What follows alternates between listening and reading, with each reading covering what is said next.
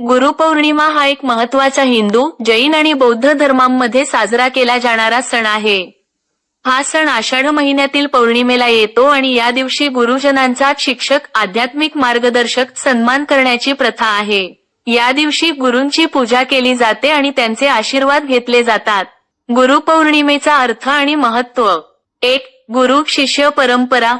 गुरुपौर्णिमा गुरु शिष्य परंपरेचा उत्सव आहे. या परंपरेत गुरु शिक्षक शिष्याला, विद्यार्थ्याला ज्ञान आणि मार्गदर्शन करतात.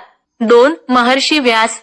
गुरुपौर्णिमा महर्षी व्यास यांच्या जयंतीनिमित्त साजरी केली जाते. त्यांना वेदांचे विभाजन करणारे आणि पुराणांचे लेखक मानले जाते. 3. आध्यात्मिक मार्गदर्शन.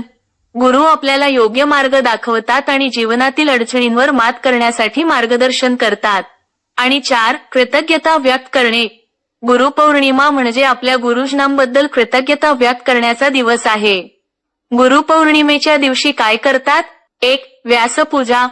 गुरुपौर्णिमेला व्यासपूजा करण्याची प्रथा आहे. या दिवशी गुरुजनांची पूजा केली जाते, त्यांना हार अर्पण केले जातात आणि त्यांचे आशीर्वाद घेतले जातात. 2. शिक्षक शिष्य संवाद. या दिवशी विद्यार्थी आपल्या शिक्षकांशी संवाद साधतात आणि त्यांचे मार्गदर्शन घेतात. 3. दान धर्म. काही लोक या दिवशी दानधर्म करतात आणि गरजू लोकांना मदत करतात. आणि 4. सांस्कृतिक कार्यक्रम. अनेक ठिकाणी सांस्कृतिक कार्यक्रम आणि व्याख्यानांचे आयोजन केले जाते, ज्यात गुरु शिष्य परंपरेवर प्रकाश टाकला जातो. गुरुपौर्णिमा का साजरी करतात?